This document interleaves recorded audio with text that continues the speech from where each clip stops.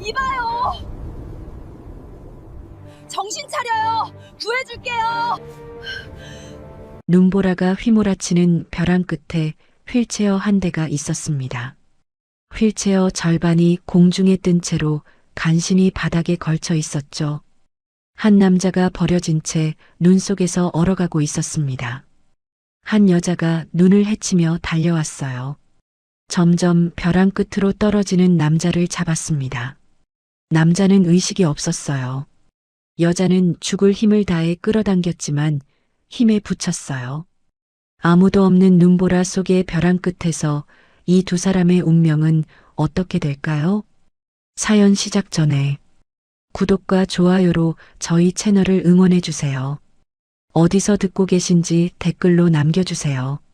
계시는 그곳에 큰 복이 함께 하시길 기원합니다. 사연 시작합니다. 새벽 5시 산길은 어둠과 눈보라로 뒤덮여 있었습니다. 도로 위에는 눈이 10cm 넘게 쌓여 있었고 가로등조차 제대로 켜지지 않은 구간이었어요. 검은색 승합차 한 대가 구불구불한 산길을 천천히 올라오고 있었습니다. 차 안에서는 히터가 작동하고 있었지만 뒷좌석만큼은 찬 기운이 가득했어요. 운전석에 앉은 남자는 40대 초반으로 보였고 회색 패딩 점퍼 깃을 세운 채 핸들을 꽉 쥐고 있었습니다. 조수석 남자가 내비게이션 화면을 들여다보며 말했어요. 200m 앞 비상주차 구역입니다. 알았어. 승합차가 비상주차 공간에 미끄러지듯 멈춰 섰습니다. 뒷좌석에는 휠체어가 안전벨트로 고정되어 있었고 그 위에 도겸이 앉아 있었어요. 도겸의 몸은 얇은 회색 담요 한 장으로만 덮여 있었습니다. 그의 입술은 이미 파랗게 질려 있었고 양손은 담요 끝을 움켜쥔 채 부들부들 떨리고 있었죠. 도겸은 창밖을 내다보고 있었어요. 캄캄한 산길, 눈보라, 그리고 절벽. 무슨 일이 일어날지 알고 있었습니다. 운전자가 뒤를 돌아보지도 않고 말했어요. 내립니다. 조수석 문이 열리고 남자가 내렸습니다. 차가운 바람이 차 안으로 밀려 들어왔어요. 도겸의 몸이 움찔했죠. 두 남자는 뒷문을 열고 휠체어 고정 장치를 풀기 시작했습니다. 안전벨트가 풀리는 소리가 찰칵찰칵 들렸어요. 도겸은 떨리는 목소리로 입을 열었습니다. 제발, 이러지 마세요. 본부장님께 전화 한 통만. 제가 직접 말씀드릴게요. 말 시키지 마십시오. 운전자가 차갑게 끊었어요. 그는 도겸의 눈을 쳐다보지도 않았습니다. 마치 짐을 옮기듯 기계적으로 움직였죠. 조수석 남자가 휠체어 손잡이를 잡고 천천히 차 밖으로 끌어냈습니다. 바퀴가 눈 쌓인 바닥에 닿자 푹 하고 소리를 내며 빠져들었어요. 도겸의 몸이 앞으로 크게 기울었지만 남자는 신경 쓰지 않고 휠체어를 계속 끌었습니다. 눈 쌓인 바닥은 고르지 않았고 휠체어는 덜컹거리며 벼랑 쪽 난간 근처까지 끌려갔어요. 그곳에서 멈췄습니다. 강풍이 휠체어를 사정없이 흔들기 시작했어요. 도겸은 팔걸이를 꽉 붙잡으며 주변을 둘러봤습니다. 사방이 칠흑 같았고 아래쪽으로는 까마득한 절벽만 보였어요. 운전자는 차에서 검은 가방을 꺼내 도겸 앞에 쪼그리고 앉았어요. 장갑 낀 손으로 도겸의 외투 주머니를 뒤지기 시작했습니다. 도겸이 몸을 비틀며 저항했지만 소용없었어요. 남자의 힘이 훨씬 셌고 도겸의 하반신은 움직일 수조차 없었으니까요. 먼저 오른쪽 주머니에서 휴대전화를 꺼냈죠. 최신형 스마트폰 화면에는 배터리 5% 경고가 떠 있었습니다. 뒷면 커버를 열고 배터리를 빼서 자기 주머니에 넣었어요. 본체만 가방에 던져 넣었습니다. 딸각 소리가 났어요. 다음은 왼쪽 주머니였습니다. 지갑이 나왔어요. 검은색 가죽 장지갑으로 모서리가 달아 있었습니다. 남자가 지갑을 펼쳐 안을 확인했어요. 명함 7장, 신용카드 3장, 그리고 10,000원짜리 지폐 20장이 들어 있었습니다. 주민등록증도 있었죠. 윤도겸, 34살, 서울 강남구. 남자는 아무 말 없이 지갑을 통째로 가방에 넣었어요. 도겸의 왼쪽 손목에는 시계를 차고 있었습니다. 스위스제 기계식 시계로 문자판에 로마 숫자가 새겨진 고급 제품이었어요. 남자가 시계줄을 풀려 하자 도겸이 손목을 움츠렸습니다. 이건 아버지가 주신 거예요. 제발 가만히 계십시오. 남자는 냉정하게 말하며 시계를 강제로 풀어냈습니다. 시계도 가방 안으로 들어갔어요. 도겸의 눈에서 눈물이 흘러내렸지만 이내 바람에 얼어붙었습니다. 안주머니도 확인하세요. 조수석 남자가 말했어요. 그는 휠체어 뒤에 서서 상황을 지켜보고 있었습니다. 운전자는 도겸의 외투 안쪽을 더듬었어요. 왼쪽 안주머니에서 뭔가 작고 단단한 게 손에 잡혔습니다. USB 메모리였죠. 검은색 플라스틱 케이스에 쌓인 작은 메모리였어요. 남자가 그것을 꺼내려 하는 순간 도겸이 몸을 심하게 비틀었습니다. 그건 절대 안 돼요. 도겸의 목소리가 비명처럼 터져 나왔어요. 그는 양손으로 외투를 움켜쥐며 필사적으로 저항했습니다. 운전자가 잠시 망설였어요. 그는 뒤를 돌아보며 조수석 남자와 눈을 마주쳤습니다. 조수석 남자가 고개를 저었어요. 됐어, 어차피. 말끝을 흐렸지만 의미는 분명했어요. 어차피 여기서 죽을 거니까 USB는 상관없다는 뜻이었죠. 운전자는 USB를 놔두고 손을 뺐습니다. 대신 도겸의 다른 주머니들을 샅샅이 뒤졌어요. 오른쪽 바지 주머니에서 동전 몇 개와 영수증 쪼가리가 나왔습니다. 편의점 영수증이었는데 3,500원짜리 삼각김밥과 우유였어요. 그것들까지 모두 가방에 넣었습니다. 신분을 증명할 만한 건 단 하나도 남기지 않으려는 듯 했어요. 바람이 더욱 거세졌어요. 휠체어가 덜컹거리며 뒤로 밀리기 시작했습니다. 운전자는 일어서며 발로 휠체어 고정 브레이크를 살짝 건드렸어요. 찰칵! 고정 장치가 풀렸습니다. 이봐요, 사람이 그러면 안 되죠. 제발 다시 생각해 보세요. 도겸이 외쳤지만 남자들은 이미 차로 향하고 있었어요. 운전자는 잠깐 멈춰서서 뒤를 돌아봤습니다. 도겸과 눈이 마주쳤죠. 몇 초간 침묵이 흘렀어요. 하지만 남자는 그저 고개를 돌리고 운전석으로 걸어갔습니다. 문이 닫히는 소리가 들렸어요. 쾅! 엔진 소리가 다시 울렸고 승합차는 천천히 출발했습니다. 빨간 후미등이 눈보라 속으로 멀어져 갔어요. 도겸은 혼자 남겨졌습니다. 체감 온도는 영하 15도 아래였고 바람은 계속 거세게 불어왔어요. 휠체어가 또 뒤로 밀렸습니다. 도겸은 앞쪽 난간을 향해 팔을 뻗어 난간을 잡으려 했지만 눈 때문에 손이 미끄러졌어요. 제발. 도겸이 중얼거렸습니다. 휠체어가 계속 뒤로 밀려 이제 뒷바퀴와 난간 사이는 20cm밖에 남지 않았어요. 도겸은 외투 주머니를 더듬었습니다. 은박 응급 담요가 손에 잡혔죠. 1년 전 재활병원에서 물리치료사 김 선생님이 챙겨준 거였어요. 그는 떨리는 손으로 은박지를 꺼내 펼치려 했습니다. 하지만 바람이 은박지를 낚아챘어요. 도겸의 손에서 미끄러져 나갔습니다. 아! 담요는 바람을 타고 휠체어 앞쪽으로 날아가 눈 쌓인 바닥에 떨어졌어요. 은빛 표면이 가로등 불빛을 반사하며 반짝였습니다. 도겸의 체온은 계속 떨어지고 있었어요. 손끝 감각이 거의 사라졌습니다. 멀리서 차 소리가 들렸어요. 도겸은 고개를 번쩍 들었습니다. 혹시 그 사람들이 돌아오는 건 아닐까? 하지만 차는 저 아래 도로를 그냥 지나가 버렸어요. 도겸의 어깨가 축 처졌습니다. 바로 그때였어요. 돌풍이 불었습니다. 휴.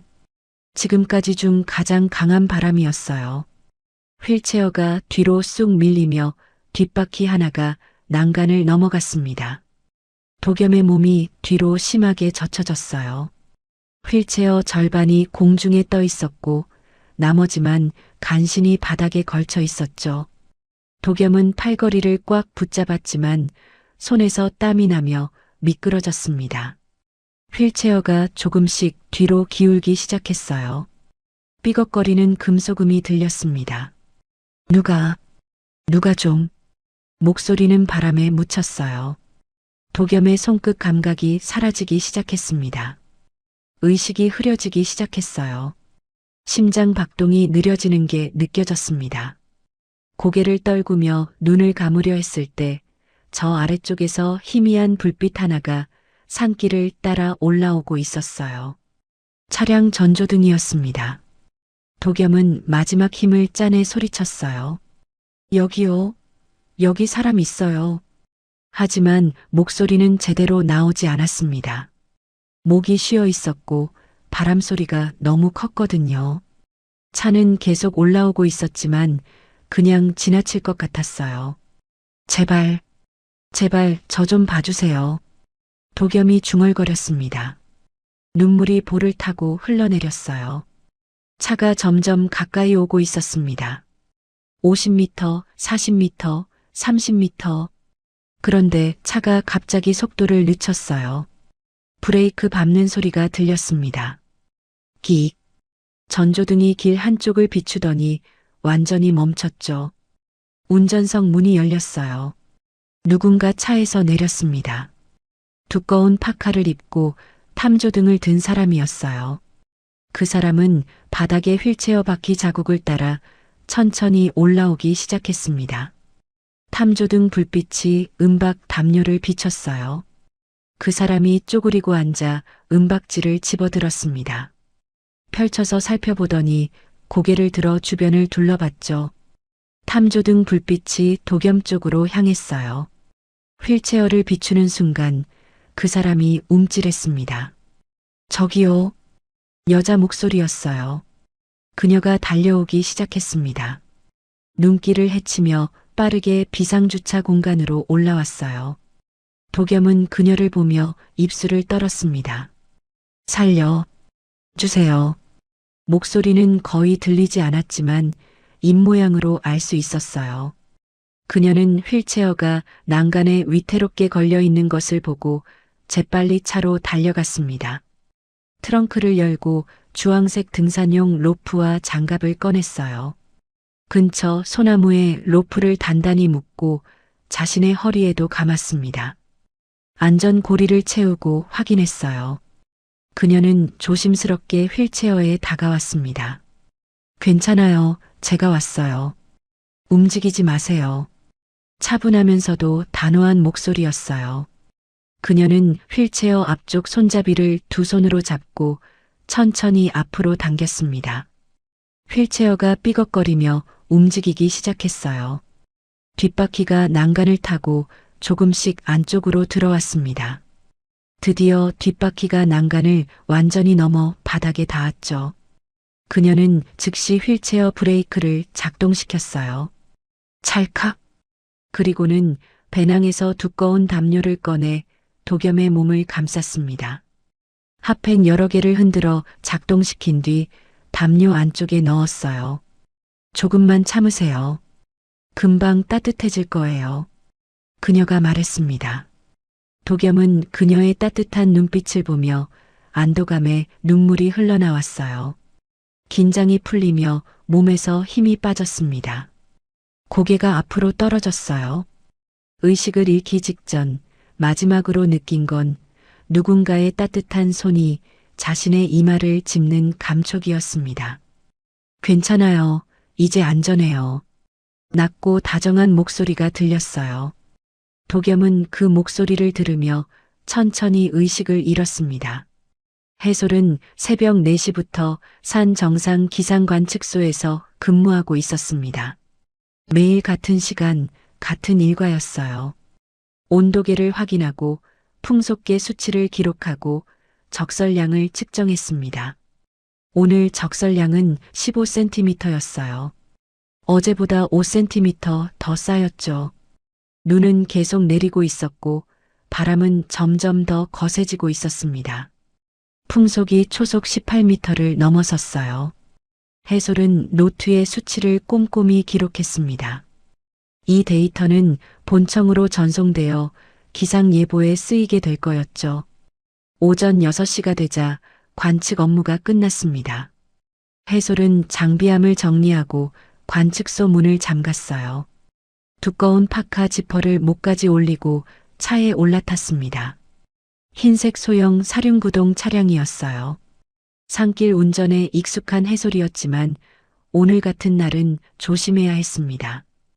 타이어 체인을 확인하고 천천히 출발했어요.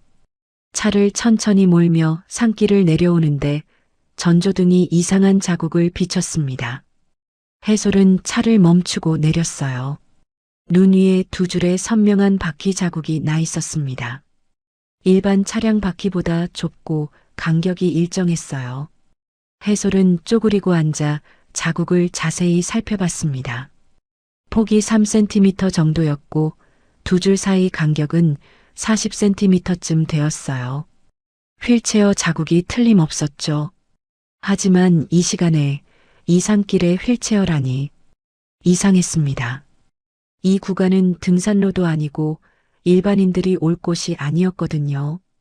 해솔은 불안한 예감이 들었어요. 해솔은 고개를 갸웃거리며 자국을 따라 걸어갔습니다. 눈이 발목까지 빠졌어요. 한 발 한 발 내딛는 게 쉽지 않았습니다. 10m쯤 갔을 때 눈 위에서 뭔가 반짝이는 게 보였어요. 해솔은 쪼그리고 앉아 그것을 집어들었습니다. 은박 응급 담요였어요. 구겨져 있었고 한쪽 모서리가 찢어져 있었죠. 해솔의 표정이 굳어졌습니다. 응급 담요를 들고 다니는 건 등산객이나 조난 대비를 하는 사람들이었어요.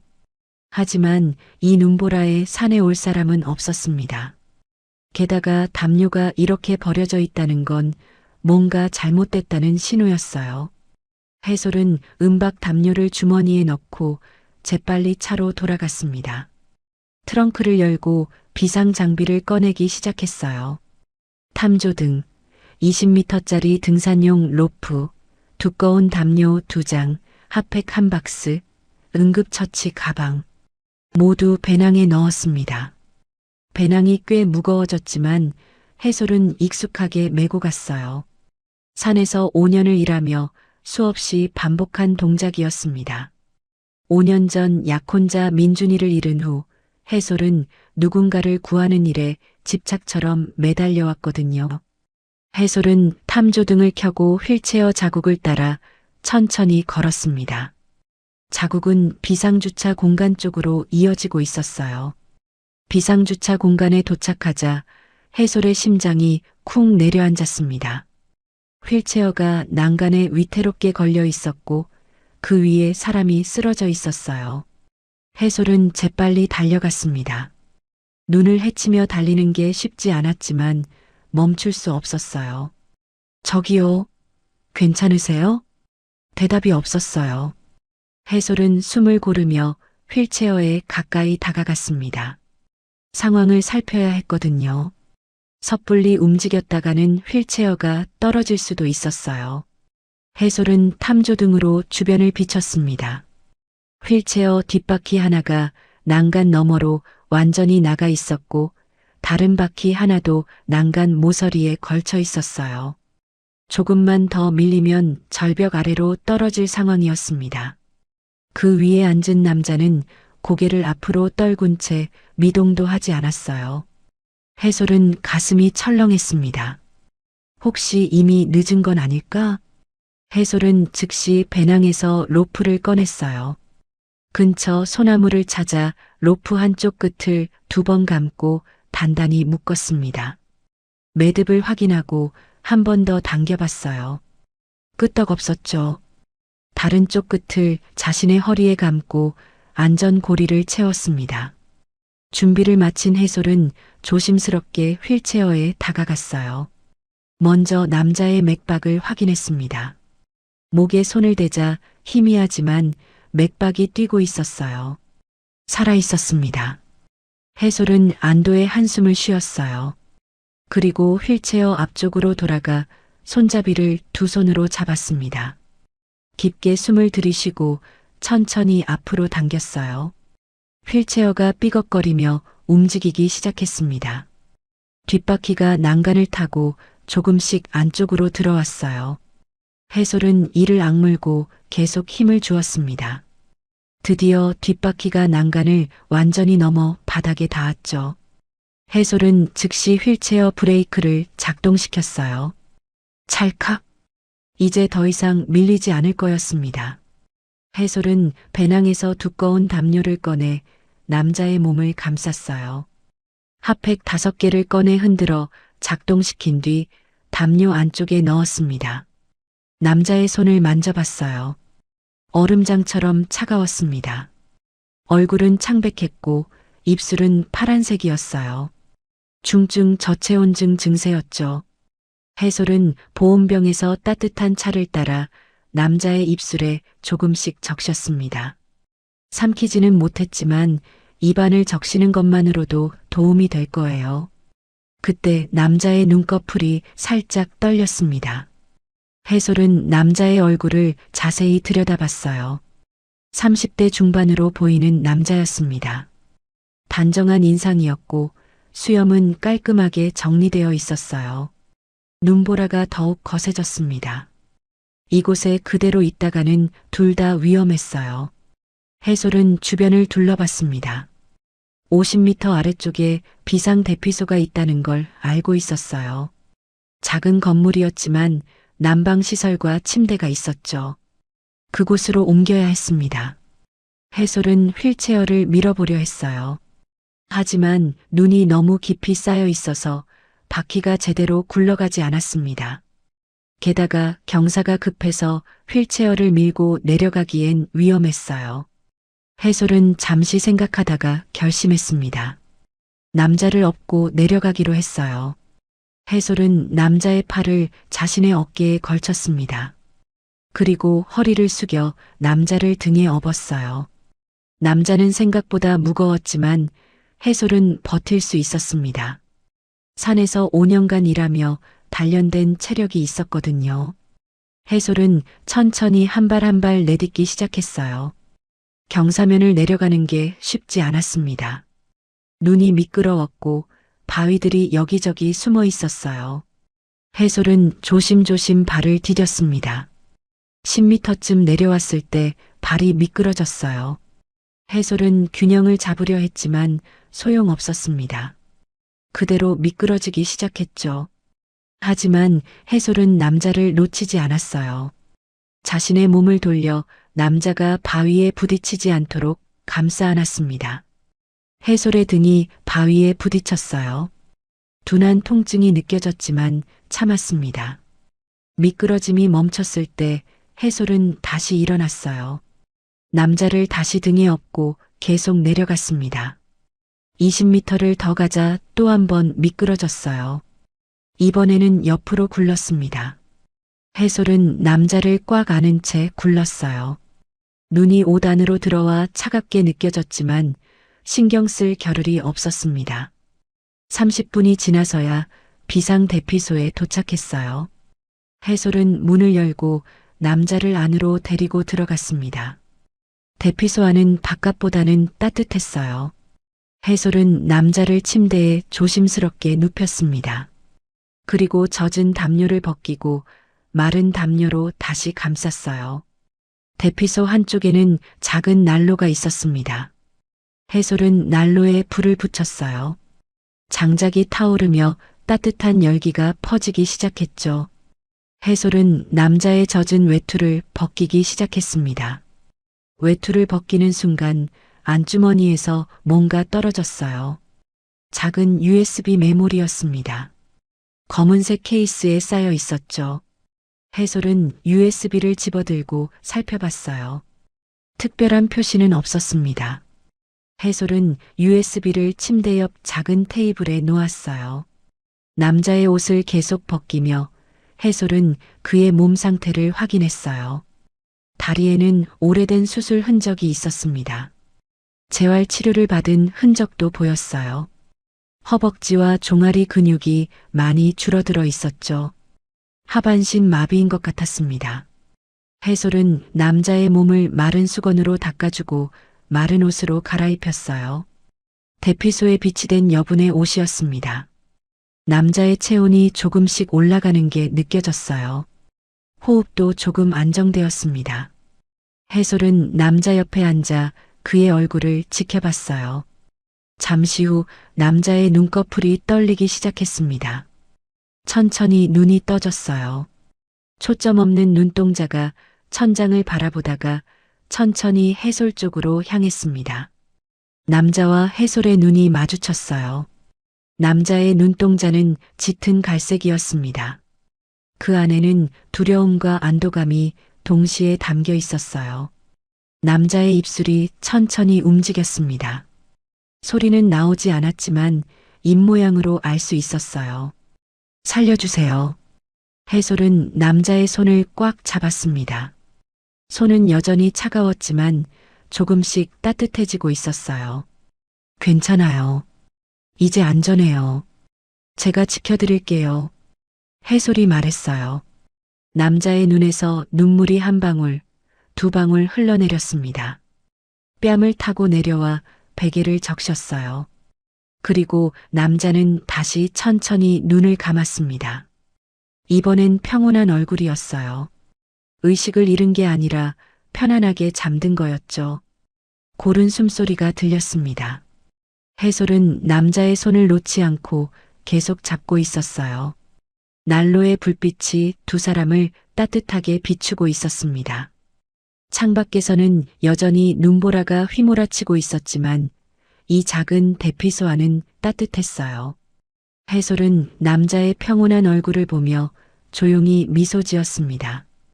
도겸은 따뜻함에 잠에서 깨어났습니다. 눈을 뜨자 낯선 천장이 보였어요. 나무로 된 천장이었고 작은 전구 하나가 희미하게 빛나고 있었죠. 여기가 어디지? 도겸은 몸을 움직이려 했지만 온몸이 무거웠습니다. 고개를 돌리자 난로에서 타닥거리는 불소리가 들렸어요. 깨어나셨네요. 여자 목소리가 들렸습니다. 도겸은 고개를 돌렸어요. 해솔이 작은 의자에 앉아 있었습니다. 손에는 체온계를 들고 있었죠. 여기가 어디죠? 도겸이 물었어요. 목소리가 갈라져 나왔습니다. 해솔은 컵에 물을 따라 도겸에게 건넸어요. 산 중턱 비상 대피소예요. 제가 당신을 발견했어요. 천천히 마셔요. 겸은 손을 뻗어 컵을 받으려 했지만 손이 떨렸습니다. 해솔이 도겸의 등을 받쳐주며 컵을 입에 가져다 댔어요. 도겸은 조금씩 물을 마셨습니다. 목이 타들어가는 것 같았거든요. 천천히요. 너무 급하게 마시면 안 돼요. 해솔이 말했어요. 도겸은 물반 컵을 마시고 숨을 돌렸습니다. 그제야 주변을 둘러볼 여유가 생겼어요. 작은 방이었습니다. 침대 하나, 테이블 하나, 난로, 그리고 선반에 놓인 비상 물품들. 창문 밖으로는 여전히 눈이 내리고 있었어요. 당신이 저를 구해주신 거예요? 도겸이 물었습니다. 해솔이 고개를 끄덕였어요. 네. 새벽에 눈 위에서 은박 담요를 발견했어요. 휠체어 자국을 따라가니 당신이 난간에 걸려 있더라고요. 도겸은 눈을 감았습니다. 그때 일이 떠올랐어요. 눈보라, 추위, 절망, 그리고 버림받음. 눈물이 흘러나왔습니다. 제가 버려진 겁니다. 도겸의 목소리가 떨렸어요. 해솔은 놀란 표정으로 도겸을 바라봤습니다. 버려졌다니요? 무슨 말씀이세요? 도겸은 천천히 이야기하기 시작했어요. 정체를 알 수 없는 사람들이 자신을 차에 태워 이 산으로 데려왔다는 것, 휠체어째로 눈보라 속에 남겨두고 갔다는 것. 휴대전화와 지갑, 신분증까지 모두 가져갔다는 것. 해솔은 믿을 수 없다는 표정으로 듣고 있었습니다. 그럴 리가. 왜요? 왜 그런 짓을 한 거죠? 누구의 짓인지 짐작은가요? 도겸이 말을 흐렸습니다. 더 이상 말하기 힘들었거든요. 해솔은 도겸의 어깨를 가볍게 두드렸어요. 일단 푹 쉬세요. 천천히 이야기해도 돼요. 해솔은 일어나서 난로 옆에 걸어둔 외투를 가져왔습니다. 도겸의 젖은 외투를 말리고 있었던 거예요. 거의 다 말랐습니다. 해솔은 외투를 펼쳐서 테이블 위에 놓고 주머니를 확인했어요. 혹시 남은 물건이 있나 싶어서였죠. 안주머니에서 접힌 종이 한 장이 나왔습니다. 해솔은 그것을 펼쳐봤어요. 서류였습니다. 상단에 요양원 장기 입소 동의서라고 적혀 있었어요. 해솔은 서류를 자세히 읽어봤습니다. 입소자 이름란에는 공란이었고 보호자란에는 윤정선이라는 이름과 서명이 있었어요. 하지만 본인 자필 서명란은 비어 있었습니다. 날짜는 어제였죠. 이게 뭐죠? 해솔이 도겸에게 서류를 보여주며 물었어요. 도겸은 서류를 보자 얼굴이 굳어졌습니다. 고모가 준비한 거예요. 저를 요양원에 보내려고. 본인 동의도 없이요? 제 동의 같은 건 필요 없었나 봐요. 그냥 서류상으로만 처리하려던 거죠. 도겸의 목소리에 분노가 섞여 있었습니다. 해솔은 서류를 다시 봤어요. 보호자 서명만 있고 본인 서명이 없다는 건 강제로 입소시키려 했다는 뜻이었죠. 가족이 이럴 수가. 해솔이 중얼거렸습니다. 도겸은 쓴웃음을 지었어요. 가족이라고 다 가족은 아닌가 봐요. 해솔은 서류를 테이블에 내려놓고 도겸 옆에 앉았습니다. 잠시 침묵이 흘렀어요. 난로에서 타닥거리는 소리만 들렸죠. 아까 짐작이 간다고 했는데 그게 이것과 관련이 있나요? 해솔이 조심스럽게 물었습니다. 도겸은 고개를 끄덕였어요. USB, 제 USB 혹시 보셨어요? 아, 네. 외투 안주머니에 있었어요. 여기 있어요. 해솔은 테이블에서 USB를 가져와 도겸에게 건넸습니다. 도겸은 USB를 받아 꽉 쥐었어요. 이걸 노린 거예요. 이 안에 증거가 있어서.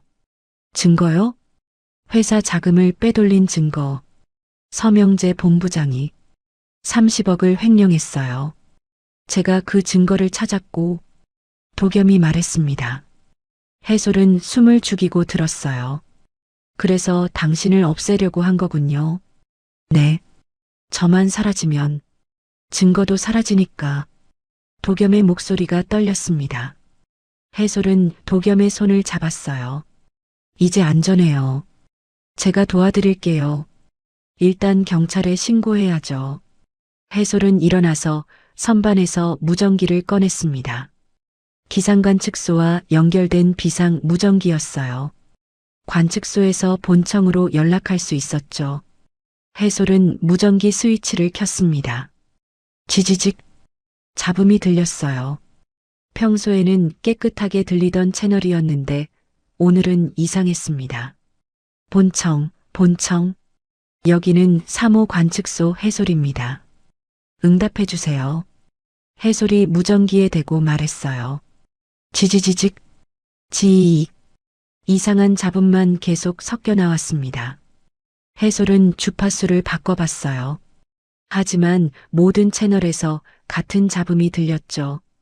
이상하네요. 평소엔 이런 적 없는데. 해솔이 무전기를 이리저리 돌려봤습니다. 배터리도 확인했어요. 충분히 충전되어 있었죠. 그런데도 통신이 되지 않았습니다. 누가 전파 방해를 하는 건 아닐까요? 도겸이 말했어요. 해솔은 도겸을 봤습니다. 설마요. 이 산속에서 누가. 하지만 해솔도 불안해지기 시작했어요. 뭔가 이상했습니다. 해솔은 무전기를 내려놓고 도겸을 봤어요. 일단 제 차로 마을까지 내려가서 경찰서에 직접 가는 게 나을 것 같아요. 아니요. 위험해요. 도겸이 급하게 말했습니다. 그 사람들이 아직 근처에 있을지도 몰라요. 혹시 저 때문에 당신까지 위험해지면 괜찮아요. 제가 조심할게요. 해솔은 도겸을 안심시키려 했지만 도겸은 여전히 불안한 표정이었어요. 시간이 흘러 오후가 되었습니다. 눈은 그쳤지만 하늘은 여전히 흐렸어요. 해솔은 도겸에게 따뜻한 죽을 끓여 먹였습니다. 대피소에 비치된 비상식량이었죠. 도겸은 조금씩 기력을 회복하고 있었어요. 잠깐 관측소에 다녀올게요. 장비 점검도 해야 하고 해솔이 말했습니다. 도겸은 고개를 끄덕였어요. 조심하세요. 금방 올게요. 해솔은 파카를 입고 대피소를 나섰습니다. 관측소까지는 50m 정도였어요. 해솔은 눈길을 조심스럽게 걸어 관측소에 도착했습니다. 문을 열고 들어가 장비들을 확인했어요. 온도계, 풍속계, 적설계 모두 정상이었습니다. 해솔은 관측소 창문 옆에 있는 망원경을 들었어요. 1년 전에 구입한 고배율 망원경이었습니다. 산 아래 마을을 관찰할 때 가끔 사용했죠. 해솔은 창문을 열고 망원경을 들여다봤습니다. 산 아래 도로가 보였어요. 차들이 몇 대 지나가고 있었습니다. 흰색 경차 한 대, 빨간색 트럭 한 대, 파란색 승용차, 평범한 차들이었어요. 그런데 한 대가 눈에 띄었습니다. 검은색 승합차였어요. 다른 차들과 달리 천천히 움직이고 있었죠. 해솔은 망원경 초점을 맞췄습니다. 번호판 부분에 뭔가 가려져 있는 게 보였어요. 검은 테이프 같은 걸로 번호를 가린 것 같았습니다. 일부러 신분을 숨기려는 거였죠. 차는 관측소 입구 쪽 도로를 왔다 갔다 하고 있었어요. 마치 뭔가를 찾는 것처럼 보였습니다. 해솔은 배율을 최대로 높였어요. 차 안이 보였습니다. 운전석에 남자 둘이 앉아 있었어요. 둘 다 짙은 회색 옷을 입고 있었습니다. 한 명은 뭔가를 들여다보고 있었죠. 지도 같았어요. 아니, 태블릿이었습니다. 화면에 지도가 떠 있는 게 보였거든요. 조수석 남자가 관측소 쪽을 손가락으로 가리키며 뭔가 말하는 게 보였어요. 운전석 남자가 고개를 끄덕이며 핸들을 돌렸습니다. 해솔의 등에 식은땀이 흘렀습니다. 도겸을 노리는 사람들이 아직 근처에 있었던 거예요. 차는 10분 정도 더 배회하다가 천천히 떠났습니다. 하지만 완전히 사라진 건 아니었어요. 2km쯤 떨어진 곳에 멈춰서더니 그곳에서 대기하고 있었죠. 해솔은 망원경을 내려놓고 재빨리 대피소로 돌아갔습니다. 문을 열고 들어서자 도겸이 불안한 표정으로 해솔을 봤어요. 무슨 일 있어요? 얼굴이 안 좋아 보여요. 도겸이 물었습니다. 해솔은 숨을 고르고 도겸 옆에 앉았어요. 산 아래에 검은 승합차가 배회하고 있었어요. 관측소 주변을요. 도겸의 얼굴이 하얗게 질렸습니다. 역시 아직 포기 안 한 거예요. 번호판도 가려져 있었어요. 의도적으로 해솔이 말했습니다. 도겸은 주먹을 꽉 쥐었어요. 쟤 때문에 당신까지. 미안해요. 아니에요. 당신 잘못이 아니에요. 해솔은 도겸의 손을 꽉 잡았습니다. 도겸은 해솔을 봤어요. 해솔의 눈빛은 단호했습니다. 제가 당신을 지킬게요. 약속해요. 해솔이 말했어요. 도겸은 그 따뜻한 손길에 눈물이 났습니다. 1년 동안 아무도 자신을 지켜주지 않았거든요. 가족도, 친구도, 동료도 모두가 등을 돌렸어요. 하지만 이 낯선 여자는 자신을 지키겠다고 말하고 있었습니다. 고맙습니다. 정말. 도겸의 목소리가 떨렸어요. 해솔은 도겸의 손을 더 꽉 쥐었습니다. 두 사람은 한동안 아무 말 없이 서로의 손을 잡고 있었어요. 창밖에서는 다시 눈이 내리기 시작했습니다. 하지만 난로의 불빛은 여전히 따뜻했어요. 사흘이 지났습니다. 해솔은 도겸을 대피소에서 자신의 집으로 옮겼어요. 산 중턱 깊숙한 곳에 있는 작은 오두막이었습니다. 소나무 숲에 둘러싸여 있어서 찾기 어려운 위치였죠. 해솔은 도겸을 방 안에 눕히고 난방을 켰어요. 창문 밖으로 눈 덮인 산이 보였습니다. 일주일이 흘렀습니다. 해솔은 매일 아침 관측소로 출근했다가 오후에 돌아왔어요. 돌아오면 가장 먼저 도겸의 상태를 확인했습니다. 저녁에는 따뜻한 식사를 준비했어요. 도겸은 처음엔 입맛이 없었지만 점점 잘 먹기 시작했습니다. 해솔은 도겸의 재활운동을 시작했어요. 거실 바닥에 요가 매트를 깔았습니다. 도겸을 휠체어에서 매트로 옮겼어요. 먼저 스트레칭부터 시작했습니다. 팔을 천천히 위로 들어 올렸어요. 어깨에서 뚝 소리가 났습니다. 스트레칭이 끝나고 아령 운동을 시작했습니다. 5kg짜리 아령 2개를 건네서요. 도겸은 양손에 아령을 들고 팔을 구부렸습니다. 하나, 둘, 셋. 이마에 땀이 맺혔어요. 넷에서 팔에 힘이 쭉 빠졌습니다. 아령이 매트 위에 떨어졌어요. 쿵. 해솔은 도겸의 어깨를 두드렸어요. 다음 날도 그 다음 날도 운동은 계속됐습니다. 조금씩 늘어났어요. 운동을 시작한 지 일주일째 되는 날, 도겸은 10kg 아령을 20번 들어 올렸습니다. 해솔이 박수를 쳤어요. 해솔은 관측소 일을 마치고 차에 올랐어요.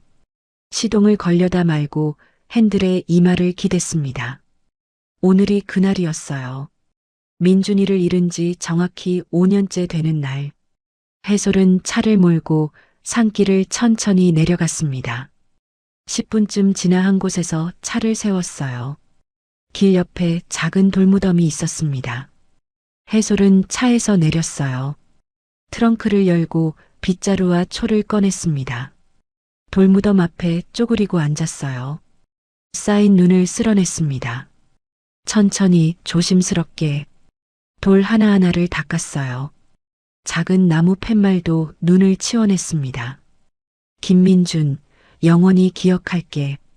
해솔이 직접 쓴 글씨였어요. 해솔은 바람막이 캔들에 불을 붙였습니다. 작은 불꽃이 흔들렸어요. 해솔은 돌무덤을 바라보며 눈을 감았습니다. 그날이 떠올랐어요. 5년 전 봄날. 아침 7시 해솔과 민주는 등산로 입구에 서 있었습니다.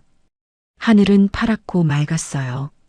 민주는 배낭을 메고 해솔의 손을 잡았습니다. 자, 출발.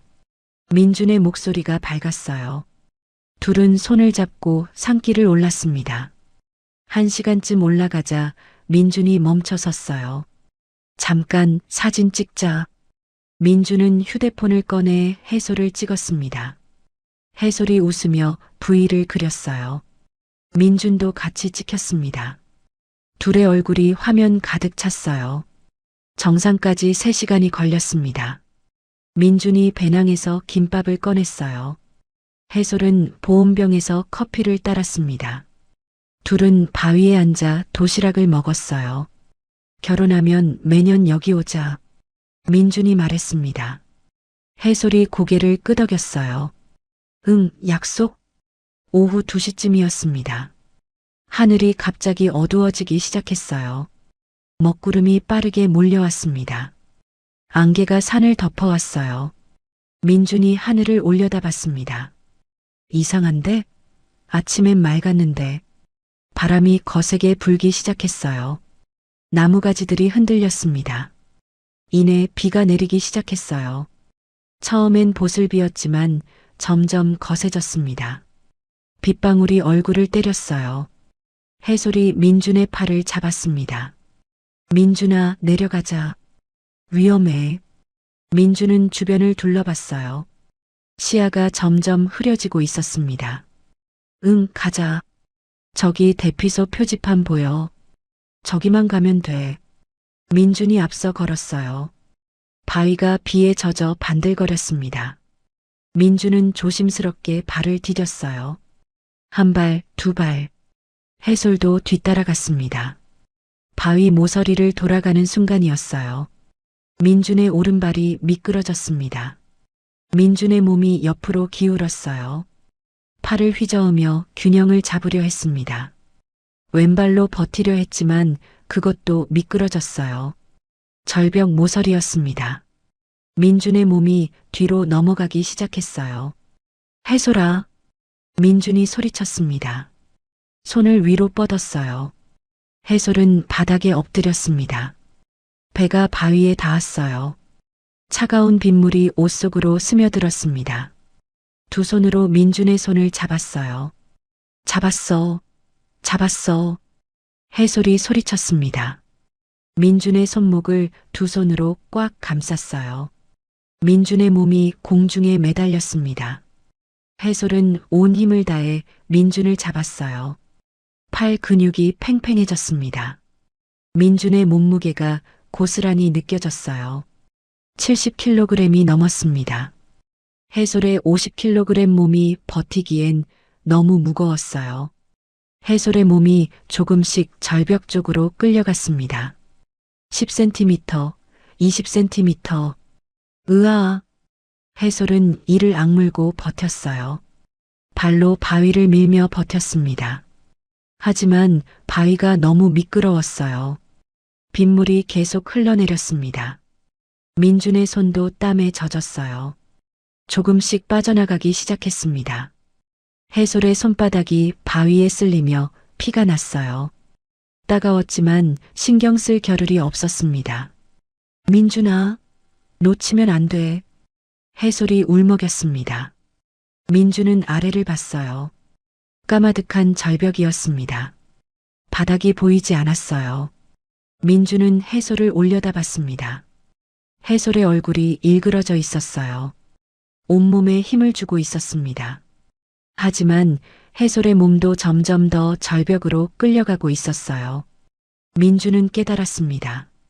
이대로 가면 둘 다 떨어진다는 걸. 해솔아. 민준의 목소리가 차분해졌어요. 놓아도 돼. 뭐? 안 돼. 절대 안 놔.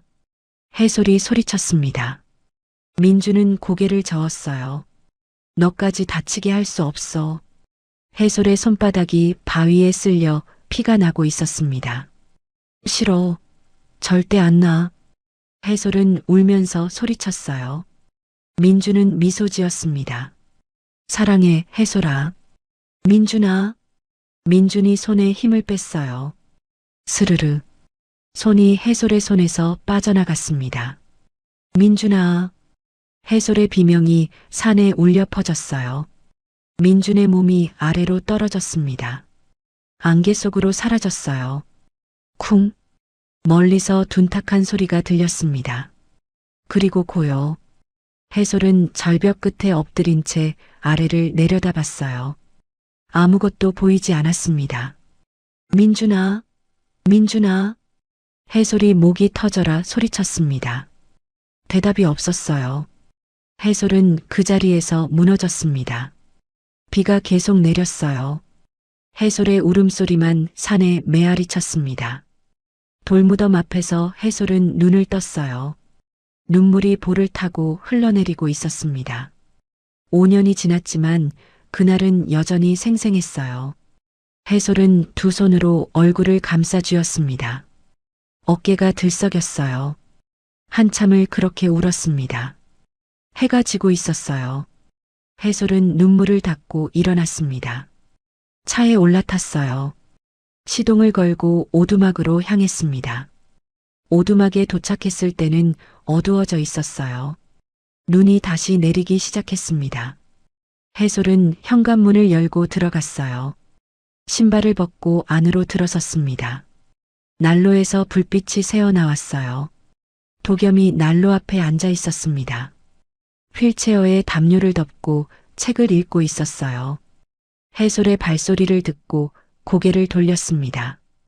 해솔의 눈이 빨갛게 부어 있는 게 보였어요. 뺨에는 눈물 자국이 남아 있었습니다. 도겸은 책을 덮고 아무 말하지 않았어요. 그저 조용히 해솔을 봤습니다. 해솔은 외투를 벗어 걸고 난로 옆에 앉았어요. 손을 난로 쪽으로 내밀어 녹였습니다. 차가웠거든요. 둘은 나란히 불을 바라봤어요. 타닥타닥 장작 타는 소리만 들렸습니다. 한참 침묵이 흘렀습니다. 도겸이 조심스럽게 입을 열었어요. 힘든 일 있으셨어요? 해솔은 고개를 끄덕였습니다. 오늘이 민준이 떠난 날이에요. 5년 전. 도겸은 더 묻지 않았어요. 해솔이 말을 이었습니다. 제가 손을 놓쳤어요. 민준이를. 목소리가 떨렸어요. 도겸은 해솔을 봤습니다. 해솔이 계속 말했어요. 민준이가 절벽에서 떨어질 뻔했어요. 전 손을 잡았죠. 근데 제 힘으론 부족했어요. 민준이가 손을 놨어요. 그리고 말을 끝맺지 못했습니다. 도겸은 휠체어에서 팔을 뻗어 해솔의 손을 잡았어요. 해솔은 도겸의 손을 꽉 쥐었습니다. 그래서 전 다시는 누군가를 잃고 싶지 않아요. 당신을 발견했을 때 이번엔 꼭 구해야 한다고 생각했어요. 도겸은 고개를 끄덕였습니다. 민준 씨는 당신을 지키려고 그런 거예요. 당신 잘못이 아니에요. 해솔은 눈물을 흘렸어요. 도겸이 말을 이었습니다. 저도 1년 전까지는 가족이 있었어요. 해솔이 도겸을 봤습니다. 도겸이 말했어요. 부모님이랑 같이 차를 타고 가다가 사고가 났어요. 트럭이 중앙선을 넘어왔죠. 전 뒷좌석에 있었어요. 도겸의 목소리가 낮아졌습니다. 정신 차리고 보니 병원이었어요. 하반신을 못 움직였죠. 의사가 말했어요. 부모님은 그 자리에서 돌아가셨다고. 해솔은 가슴이 아팠습니다. 혼자 남았어요. 고모가 유일한 가족이었죠. 근데 고모는 절 버렸어요. 도겸의 주먹이 쥐어졌어요. 해솔은 도겸의 손을 더 꽉 잡았습니다. 두 사람은 손을 잡은 채 불을 바라봤어요. 창밖에서는 눈이 내리고 있었습니다. 한참 후 도겸이 조심스럽게 말했어요. 이 일이 끝나면 제대로 인사드리고 싶어요. 한 사람으로서. 해솔은 그 말의 의미를 알았습니다. 뺨이 붉어졌어요.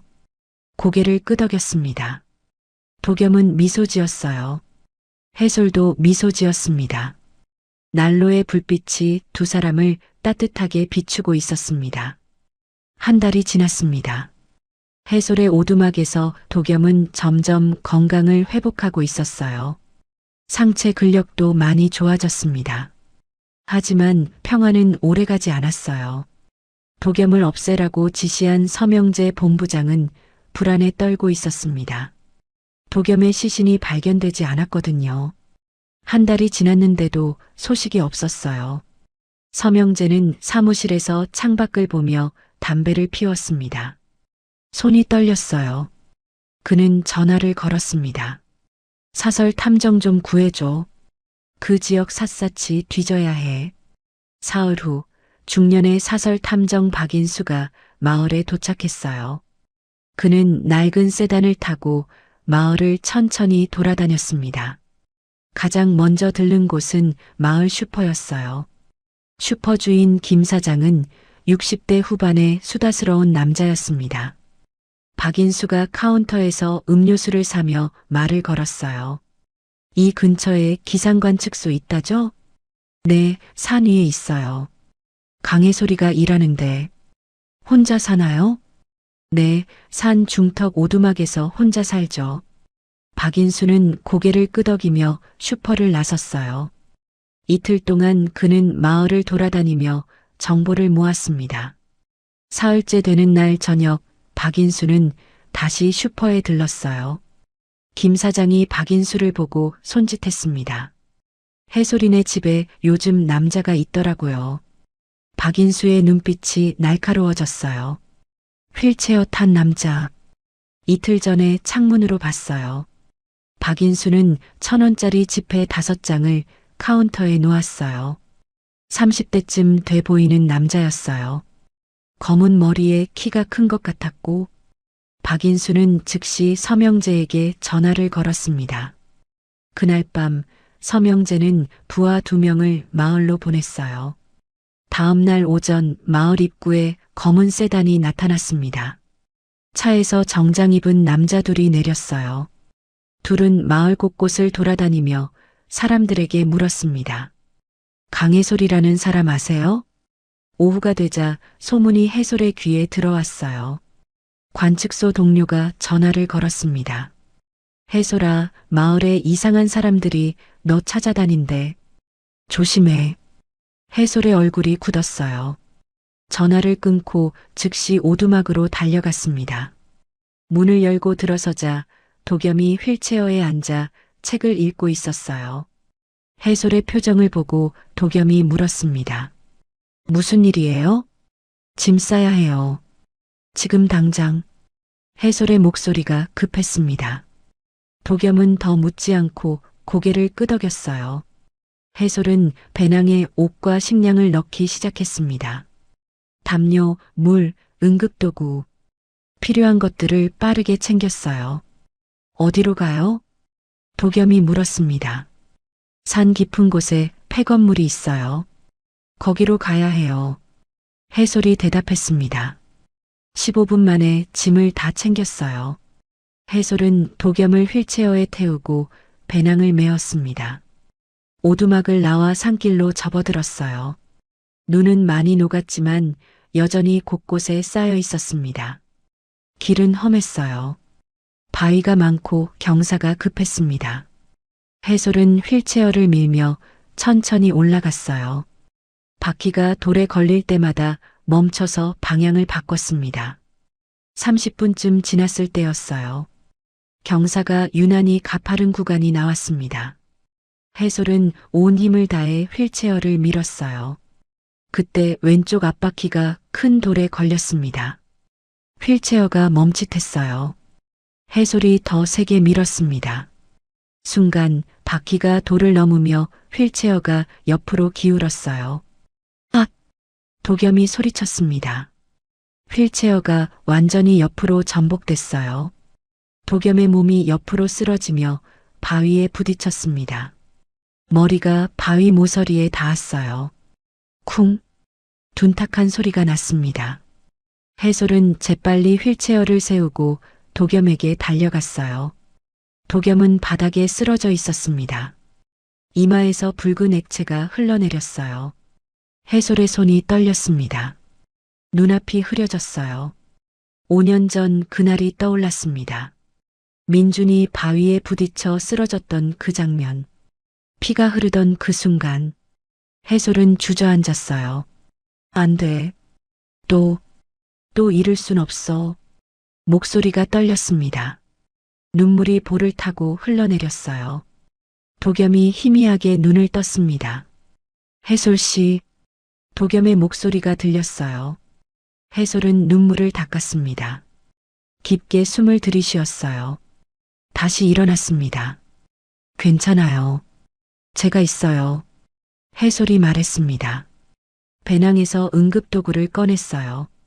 소독약과 붕대를 꺼냈습니다. 도겸의 이마를 조심스럽게 닦았어요. 상처는 깊지 않았습니다. 소독약을 바르고 거즈를 붙였어요. 붕대로 감았습니다. 움직일 수 있어요? 해솔이 물었습니다. 네, 괜찮아요. 도겸이 대답했어요. 해솔은 도겸을 다시 휠체어에 앉혔습니다. 배낭을 메고 휠체어를 밀었어요. 이번엔 더 조심스럽게 움직였습니다. 1시간이 더 걸렸어요. 드디어 폐건물이 보였습니다. 낡은 2층 건물이었어요. 10년 전에 문 닫은 폐교였습니다. 해솔은 도겸을 건물 안으로 데려갔어요. 1층 교실 하나를 골랐습니다. 창문이 깨져 있었지만 비는 피할 수 있었어요. 바닥에 담요를 깔고 독염을 눕혔습니다. 여기서 쉬세요. 제가 주변 정리할게요. 해솔이 말했습니다. 창문에 판자를 대고 못을 박았어요. 밖에서 안이 보이지 않게 했습니다. 1시간이 지났습니다. 그 시간 오두막에서는 다른 일이 벌어지고 있었어요. 서명재의 부하 2명이 오두막 앞에 도착했습니다. 문을 두드렸어요. 쿵쾅쾅쾅. 대답이 없었습니다. 한 명이 문고리를 잡아당겼어요. 잠겨있지 않았습니다. 문이 열렸어요. 둘은 안으로 들어갔습니다. 아무도 없네. 한 명이 말했습니다. 뒤져봐. 다른 한 명이 지시했어요. 둘은 방마다 들어가 살폈습니다. 방 안에는 침대가 2개 있었어요. 하나는 깨끗했고 하나는 사용한 흔적이 있었습니다. 부엌에는 설거지가 덜 된 그릇이 놓여 있었어요. 2개였습니다. 거실 난로 옆에는 약병이 하나 떨어져 있었어요. 한 명이 그것을 집어들었습니다. 재활치료약이네. 정형외과 처방. 확실하네. 여기 있었어. 둘은 계속 수색했습니다. 한 명이 마루를 살피다 틈새를 발견했어요. 마루 나무판 사이에 뭔가 자국이 있었습니다. 쪼그리고 앉아 자세히 봤어요. 검은 고무 자국이었습니다. 휠체어 바퀴 자국이야. 여기 있었네. 그가 말했습니다. 바로 그때 밖에서 발소리가 들렸어요. 해솔이었습니다. 해솔은 독염을 폐건물에 두고 오두막으로 돌아온 거였어요. 증거를 없애러 온 거였습니다. 문을 열고 들어서자 부하 2이 서 있었어요. 해솔은 놀란 척했습니다. 누구세요? 어떻게 남의 집에? 강해솔 씨죠? 몇 가지 물어볼 게 있어서요. 한 명이 말했습니다. 뭔데요? 해솔이 경계하며 물었어요. 이 집에 누가 더 살고 있나요? 저 혼자 살아요. 그럼 이 침대는 뭐죠? 2개나 있는데. 부하가 안방을 가리켰습니다. 손님용이에요. 가끔 친구가 놀러와서. 해솔이 대답했어요. 그릇도 2개고 여기 휠체어 자국도 있는데요. 부하가 마루를 가리켰습니다. 해솔은 침착하게 대답했어요. 아, 그거요. 일주일 전에 아버지가 다치셔서 휠체어 빌려서 모셨어요. 이틀 계시다 요양원으로 가셨고요. 증명할 수 있어요? 네. 해솔은 선반에서 서류 한 장을 꺼냈습니다. 관측소 장비되어 기록이었어요. 급조한 가짜였습니다. 어젯밤에 만들어둔 거였어요. 여기요. 휠체어 이틀 대여했어요. 부하가 서류를 살폈습니다. 날짜가 적혀 있었어요. 일주일 전이었습니다. 부하는 의심스러운 표정이었어요. 그럼 이 약은요? 약병을 내밀었습니다. 아버지 약이에요. 깜빡하고 안 가져가셨나 봐요. 해솔이 태연하게 대답했습니다. 부하 2은 서로 눈빛을 교환했어요. 거짓말하는 거 아니죠? 왜 거짓말을 해요? 해솔이 반문했습니다. 거짓말하면 당신도 위험해져요. 알아두세요. 부하가 협박조로 말했어요. 해솔은 눈을 똑바로 보며 대답했습니다. 진짜 아버지 일이에요. 의심스러우면 요양원에 전화해 보세요. 부하들은 더 뒤지려 했지만 특별한 증거를 찾지 못했어요. 결국 밖으로 나갔습니다. 계속 지켜볼 거예요. 수상한 거 있으면 바로 연락할 테니까. 한 명이 경고하고 차에 탔어요. 차가 출발했습니다. 해솔은 창문으로 차가 완전히 사라질 때까지 지켜봤어요. 차가 보이지 않자 재빨리 움직였습니다. 안방으로 가서 독염의 약병들을 모았어요. 5개였습니다. 거실로 가져와 난로를 열었어요. 약병들을 하나씩 난로에 던져 넣었습니다. 플라스틱이 타는 냄새가 났어요. 담요도 집어들었습니다. 독염이 쓰던 담요였어요. 그것도 난로에 넣었습니다. 불길이 타올랐어요. 해솔은 선반에서 관측소 근무 기록 파일을 꺼냈습니다. 지난 한 달치 기록이었어요. 그 안에는 도겸을 구한 날의 일지도 있었습니다. 해솔은 그것을 천천히 난로에 넣었어요. 종이가 타며 재가 됐습니다. 해솔은 난로 앞에 주저앉았어요. 이제 돌아갈 수 없어. 중얼거렸습니다. 관측소 기록을 조작한 건 중대한 위반이었어요. 적발되면 해고될 일이었습니다. 하지만 선택의 여지가 없었어요. 도겸을 지키는 게 더 중요했습니다. 해솔은 일어나 배낭을 챙겼어요. 남은 식량과 옷을 모두 넣었습니다. 오두막을 나서며 뒤돌아봤어요. 5년 동안 살았던 집이었습니다. 민준을 잃은 후 유일한 안식처였어요. 하지만 이제는 버려야 했습니다. 해솔은 문을 잠그고 산으로 올라갔어요. 밤이 되었습니다. 폐건물 안은 어두웠어요. 해솔은 손전등을 켜고 교실로 들어갔습니다. 도겸이 담요를 덮고 누워 있었어요. 깨어 있었습니다. 해솔을 보고 몸을 일으켰어요. 다녀오셨어요? 네. 해솔이 배낭을 내려놓았습니다. 그 사람들 왔었나요? 도겸이 물었어요. 네. 다녀갔어요. 혹시? 도겸의 목소리가 떨렸습니다. 증거는 다 없앴어요. 걱정 마세요. 해솔이 말했습니다. 도겸은 고개를 떨궜어요.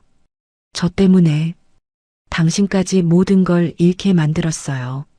목소리가 갈라졌습니다. 집도, 일도, 평온한 삶도 다 저 때문에. 도겸의 눈에서 눈물이 흘렀어요. 해솔은 도겸 옆에 앉았습니다. 도겸의 손을 잡았어요. 아니에요. 해솔이 말했습니다. 당신이 살아있는 게 제겐 전부예요. 도겸은 해솔을 봤어요.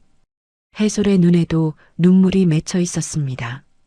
5년 동안 전 그냥 살아있었을 뿐이에요. 민준이를 잃고 나서 그냥 숨만 쉬고 있었어요. 해솔의 목소리가 떨렸어요. 근데 당신을 만나고 당신을 지키면서 다시 살아있다는 걸 느꼈어요. 도겸은 해솔의 손을 꽉 쥐었습니다. 고마워요. 정말. 해솔은 도겸을 껴안았어요. 도겸도 해솔을 안았습니다. 두 사람은 한참 그렇게 안고 있었어요. 밖에서는 바람 소리만 들렸습니다. 하지만 둘은 따뜻했어요. 서로가 있었으니까요. 지방 창고 사무실. 최도윤은 책상에 앉아 서류를 정리하고 있었습니다. 오후 5시였어요. 창 밖으로 해가 지고 있었습니다. 하루 종일 창고 재고를 점검했거든요. 팔이 아팠습니다. 최도윤은 서랍을 열고 낡은 수첩을 꺼냈어요. 도겸이 1년 전에 준 수첩이었습니다. 표지가 달아 있었어요. 모서리가 헤어져 있었습니다. 최도윤은 수첩을 천천히 넘겼어요. 앞쪽 페이지에는 회의 메모들이 적혀 있었습니다. 중간쯤에 접힌 페이지가 있었어요. 최도윤은 그 페이지를 펼쳤습니다. 도겸의 필체로 뭔가 적혀 있었어요. USB 백업본, 산악 관측소 구역 우편함 171번. 글씨가 작고 흐릿했습니다. 최도윤은 그 문장을 여러 번 읽었어요. 1년 전 도겸은 이 수첩을 건네며 말했었습니다. 팀장님, 혹시 모르니 이거 갖고 계세요. 중요한 거예요. 당시엔 무슨 뜻인지 몰랐어요. 하지만 지금은 알 것 같았습니다. 최도윤은 휴대폰을 꺼냈어요. 도겸에게 전화를 걸었습니다. 연결음이 울렸어요. 현재 전화를 받을 수 없습니다. 자동 응답이 나왔습니다. 최도윤은 한숨을 쉬었어요. 한 달째 도겸과 연락이 안 됐습니다. 회사에서도 도겸의 소식이 없었어요. 요양 중이라는 말만 돌았습니다. 최도윤은 수첩을 다시 봤어요. 산악 관측소 구역. 인터넷으로 검색했습니다. 강원도 북부 지역에 여러 개가 나왔어요. 최도윤은 하나씩 확인했습니다. 세 번째 관측소가 눈에 들어왔어요. 주소에 171번지가 포함되어 있었습니다. 최도윤은 메모했어요. 다음날 새벽 최도윤은 차를 몰고 출발했습니다. 서울에서 3시간이 걸렸어요. 마을에 도착한 건 아침 9시였습니다. 최도윤은 관측소를 찾아 산길을 올라갔어요. 15분쯤 올라가자 관측소 건물이 보였습니다. 주차장에 차를 세웠어요. 관측소 입구 옆에 우편함들이 줄지어 있었습니다. 최도윤은 천천히 걸어가 우편함 번호를 확인했어요. 165, 167, 169. 그 다음이 171번이었습니다. 낡은 철제 우편함이었어요. 녹이 슬어 있었습니다. 자물쇠가 채워져 있었어요. 최도윤은 주머니에서 작은 공구를 꺼냈습니다. 하지만 필요 없었어요. 오래된 다이얼 자물쇠였거든요. 최도윤은 숫자를 돌려봤습니다. 도겸의 생일을 입력했어요. 315. 딸칵. 열리지 않았습니다. 회사 창립일을 입력했어요. 923. 여전히 안 열렸습니다. 최도윤은 잠시 생각했어요. 도겸이 가장 소중하게 여기던 사람, 아버지였습니다. 도겸의 아버지 생일을 떠올렸어요. 10월 17일, 1017. 딸칵. 자물쇠가 풀렸습니다. 최도윤은 우편함을 열었어요. 안에 갈색 봉투 하나가 있었습니다. 두껍지 않았어요. 최도윤은 봉투를 꺼내 열었습니다. 작은 USB가 들어 있었어요. 검은색 플라스틱 케이스였습니다. 최도윤은 USB를 주머니에 넣고 우편함을 닫았어요. 자물쇠를 다시 채웠습니다. 흔적을 남기지 않으려고요.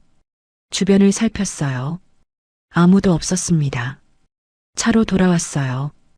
노트북을 꺼내 USB를 연결했습니다. 파일 2개가 보였어요. 하나는 엑셀 파일, 하나는 오디오 파일이었습니다. 최도윤은 엑셀 파일을 먼저 열었어요. 화면에 표가 나타났습니다. 날짜, 금액, 계좌번호. 첫 번째 거래는 1년 전 3월이었어요. 5억 원. 두 번째는 그 다음 달 8억 원. 계속 이어졌습니다. 총 17번의 거래. 합계는 30억 원이었어요. 수취인 이름은 모두 서명재였습니다. 최도윤의 눈빛이 날카로워졌어요. 오디오 파일을 재생했습니다. 스피커에서 목소리가 흘러나왔어요. 서명재의 목소리였습니다. 도겸이를 완전히 제거해. 살아있으면 우리 다 끝이야. 다른 남자의 목소리가 이어졌어요. 어떻게 하면 되죠? 방법은 네가 알아서 해. 흔적만 남기지 마. 녹음이 끝났습니다. 최도윤은 주먹을 꽉 쥐었어요. 이제 확실해졌습니다. 도겸이 위험에 처했다는 걸. 최도윤은 즉시 해솔에게 연락을 시도했어요. 관측소 대표 전화번호로 걸었습니다. 벨이 울렸어요. 네, 기상관측소입니다. 여자 목소리가 들렸습니다. 강해솔 씨와 통화할 수 있을까요? 누구신데요? 저는 베골로지스 최도윤입니다. 윤도겸 이사와 관련해서 죄송하지만 그런 사람 모릅니다. 전화가 끊겼습니다. 최도윤은 다시 걸었어요. 이번엔 받지 않았습니다. 최도윤은 생각했어요. 직접 찾아가는 수밖에 없었습니다. 관측소 건물로 걸어갔어요. 문을 두드렸습니다. 안에서 발소리가 났어요. 문이 열렸습니다. 30대 초반의 여자가 서 있었어요. 해솔이었습니다. 무슨 일이세요? 해솔이 차갑게 물었어요. 강해솔 씨 맞으시죠? 저는 최도윤입니다. 윤도겸 이사의 동료였어요. 모르는 사람이에요. 해솔이 문을 닫으려 했습니다. 최도윤이 재빨리 말했어요. 도겸 씨가 제게 USB 백업본을 남겼습니다. 우편함 171번에 해솔의 손이 멈췄어요. 최도윤을 다시 봤습니다. 증거가 있어요? 네. 최도윤은 주머니에서 USB를 꺼냈어요. 해솔이 USB를 봤습니다. 도겸이 말했던 그 USB와 똑같은 모양이었어요.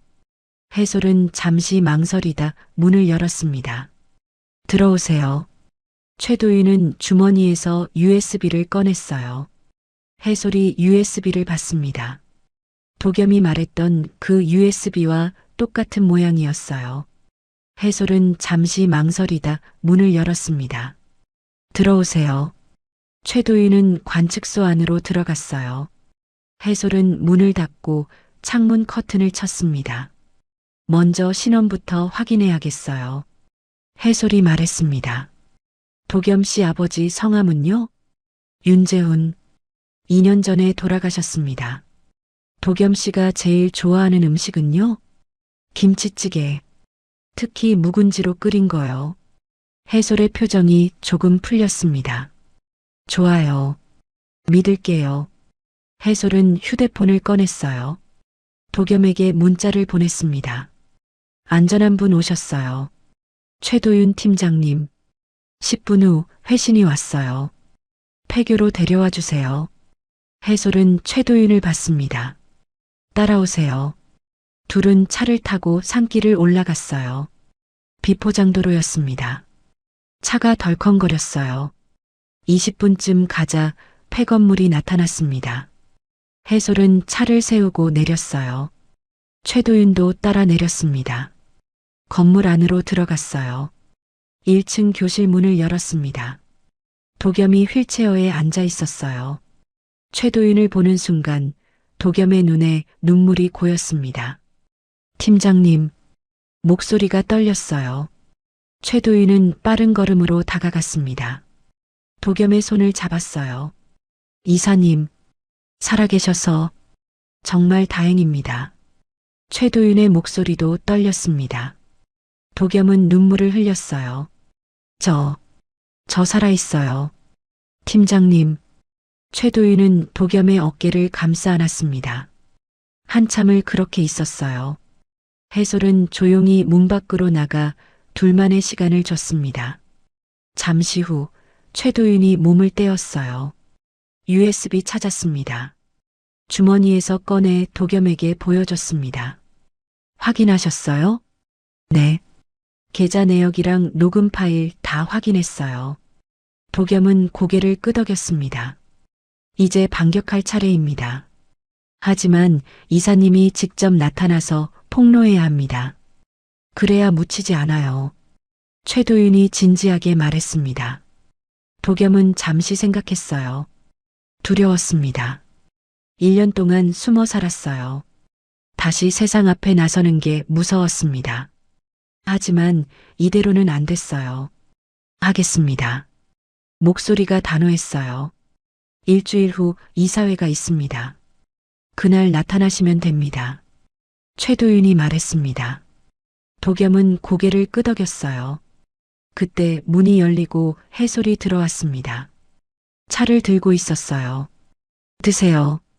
세 사람은 낡은 책상 앞에 둘러앉았습니다. 최도윤이 노트북을 꺼냈어요. USB를 연결하고 파일을 보여줬습니다. 이게 계좌 내역이고요. 화면에 계좌 내역표가 나타났어요. 도겸이 한 줄을 가리켰습니다. 여기 이 계좌. 서명재 본부장 개인 계좌예요. 맞습니다. 여기로 30억이 들어갔어요. 최도윤이 말했습니다. 오디오 파일을 재생했어요. 서명재의 목소리가 흘러나왔습니다. 도겸이를 완전히 제거해. 해솔의 얼굴이 굳었어요. 도겸은 주먹을 쥐었습니다. 1년 전, 사고 이틀 전 녹음입니다. 도겸이 설명했어요. 이 정도면 횡령과 살인 교사 모두 입증 가능합니다. 최도윤이 말했습니다. 세 사람은 구체적인 계획을 세웠어요. 일주일 후 이사회. 도겸이 휠체어를 타고 회의실에 들어간다. USB를 공개한다. 검찰이 대기하고 있다가 서명재를 체포한다. 계획은 간단했지만 위험했어요. 서명재가 미리 알면 도겸을 다시 노릴 테니까요. 최도윤이 일주일간 여기 숨어 있으라고 당부했습니다. 자신이 검찰과 조율하고 당일 아침에 데리러 오겠다고 했어요. 도겸은 고개를 끄덕였어요. 해솔이 도겸의 손을 잡았습니다. 당신 혼자가 아니에요. 최도윤도 도겸의 어깨를 두드렸어요. 이번엔 꼭 이깁니다. 도겸은 두 사람을 번갈아 봤습니다. 1년 만에 처음으로 희망이 보였어요. 혼자가 아니었습니다. 함께 싸울 사람들이 있었어요. 저녁이 되자 최도윤은 일어났습니다. 서울로 돌아가 준비하겠다고 했어요. 도겸과 악수하며 일주일 후에 보자고 말했습니다. 최도윤은 건물을 나섰어요. 차에 올라타 시동을 걸었습니다. 산길을 내려가며 뒤를 돌아봤어요. 폐건물이 점점 작아졌습니다. 최도윤은 핸들을 꽉 쥐었어요. 이번엔 반드시 중얼거렸습니다. 폐교 안에서 도겸과 해솔은 창밖을 봤어요. 최도윤의 차가 사라졌습니다. 도겸은 해솔의 손을 잡으며 이제 정말 끝낼 수 있을 것 같다고 말했어요. 해솔은 고개를 끄덕이며 도겸이 다시 세상으로 돌아갈 수 있다고 답했습니다. 둘은 손을 꼭 잡은 채 있었습니다. 일주일. 그 시간만 견디면 됐어요. 그리고 모든 게 바뀔 것이었습니다. 해시태그 신칠, 사이다 역전, 악인의 몰락. 일주일이 지났습니다. 베골로지스 본사 이사회실. 오전 10시였어요. 긴 타원형 테이블 주위로 이사들이 앉아 있었습니다. 총 10명. 각자 앞에 놓인 서류를 살피고 있었어요. 커피 잔을 드는 사람, 휴대폰을 보는 사람. 평범한 이사회 풍경이었습니다. 서명재 본부장은 상석에 앉아 서류를 정리하고 있었어요. 검은색 정장에 빨간 넥타이. 자신감 넘치는 표정이었습니다. 그 옆에 도겸의 고모인 윤정선이 앉아 있었어요. 이사들은 수군거렸어요. 오늘 안건이 무엇인지 궁금해하며 서로 눈빛을 교환했습니다. 서명재가 목을 가다듬었어요. 자, 그럼 회의를 시작하겠습니다. 이사들이 조용해졌어요. 서명재는 프레젠테이션 자료를 켰습니다. 화면에 경영진 재편안이라는 제목이 떴어요. 여러분께서 아시다시피 윤도겸 이사께서 건강상의 이유로 서명재가 말하기 시작했습니다. 그때 회의실 문이 열렸어요. 쾅! 소리가 크게 났습니다. 모두가 문 쪽을 돌아봤어요. 휠체어가 들어오고 있었습니다. 바퀴가 카펫을 밀며 소리를 냈어요. 도겸이었습니다. 검은색 정장을 입고 있었어요. 얼굴은 야위었지만 눈빛은 단호했습니다. 이사들이 일제히 숨을 멈췄어요. 한 이사가 안경을 벗었습니다. 다른 이사는 입을 벌린 채 굳어 있었어요. 서명재의 얼굴이 하얗게 질렸습니다. 손에 들고 있던 리모컨이 바닥에 떨어졌어요. 딸그랑. 윤정선은 벌떡 일어났습니다. 손으로 입을 막았어요. 눈이 커졌습니다. 도겸은 휠체어를 밀며 천천히 앞으로 나아갔습니다. 최도윤이 뒤에서 휠체어를 밀어주고 있었어요. 회의실 중앙까지 왔습니다. 형광등 불빛이 도겸을 비췄어요. 도겸은 테이블을 둘러봤습니다. 이사들의 얼굴을 하나하나 봤어요. 놀람, 당혹감, 혼란. 다양한 표정이 보였습니다. 몇몇은 의자에서 반쯤 일어나 있었어요. 도겸은 주머니에서 USB를 꺼내 테이블 위에 놓았습니다. 딸그랑. 작은 소리가 조용한 회의실에 울렸어요. 도겸이 입을 열었습니다. 이 안에 서명재 본부장이 회사 자금 30억 원을 빼돌린 증거가 있습니다. 도겸의 목소리가 또박또박 울려 퍼졌어요. 이사들이 웅성거리기 시작했습니다. 한 이사가 옆 사람에게 뭐라고 속삭였어요. 다른 이사는 서류를 뒤적이며 확인했습니다. 서명재가 벌떡 일어났어요. 의자가 뒤로 밀려났습니다. 얼굴이 붉어졌어요. 도겸은 서명재를 똑바로 봤습니다. 눈을 피하지 않았어요. 최도윤이 노트북을 꺼냈습니다. USB를 연결했어요. 스크린에 엑셀 파일이 나타났습니다. 날짜, 금액, 계좌번호. 17줄의 거래 내역. 숫자들이 화면을 가득 채웠어요. 서명재는 뒤로 물러섰습니다. 도겸은 침착하게 대답했어요.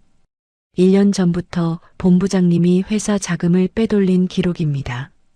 한 이사가 화면을 가까이 봤어요. 이 계좌, 서명재 본부장 명의네요. 다른 이사가 말했습니다. 총액이 30억이라고요? 서명재의 얼굴이 붉어졌어요. 조작이야. 누가 만든 거냐?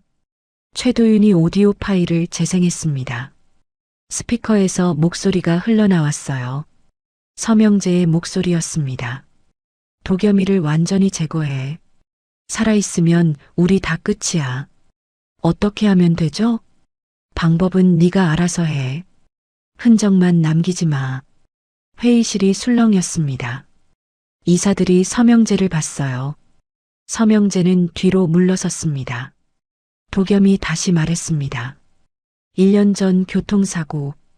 우연이 아니었어요. 이사들의 눈이 커졌습니다. 도겸은 계속했어요. 이 녹음은 사고 이틀 전에 본부장님 사무실에서 녹음된 겁니다. 윤정선이 의자에 주저앉았어요. 얼굴이 창백했습니다. 도겸은 또 다른 서류를 꺼냈습니다. 봉투에서 종이 한 장을 빼냈어요. 모서리가 약간 접혀 있었습니다. 서류를 스크린에 띄웠어요. 외부 접촉 차단 지시서라는 제목이 보였습니다. 붉은색 글씨였어요. 아래에는 구체적인 내용이 적혀 있었습니다. 윤도겸과의 모든 외부 접촉 차단, 병원 방문객 통제, 전화 및 우편 검열, 연락 시도 시 즉시 보고, 각 항목마다 체크 표시가 되어 있었어요. 맨 아래 서명란, 윤정선의 서명이 선명했습니다. 날짜는 1년 전이었어요. 이사들이 숨을 죽이며 화면을 봤습니다. 윤정선은 고개를 숙였어요. 손이 떨렸습니다. 도겸이 다음 문서를 띄웠어요. 언론 대응 매뉴얼이었습니다. 부제에 윤도겸 관련 질문 대응이라고 적혀 있었어요. 내용을 읽기 시작했습니다. 질문 윤도겸 이사는 어디 있습니까? 답변 건강상의 이유로 요양 중입니다. 질문 언제 복귀합니까? 답변 미정입니다. 더 이상의 질문은 사양합니다. 회의실이 조용해졌어요. 도겸의 목소리만 울려 퍼졌습니다. 저는 1년 동안 감금 상태로 지냈습니다.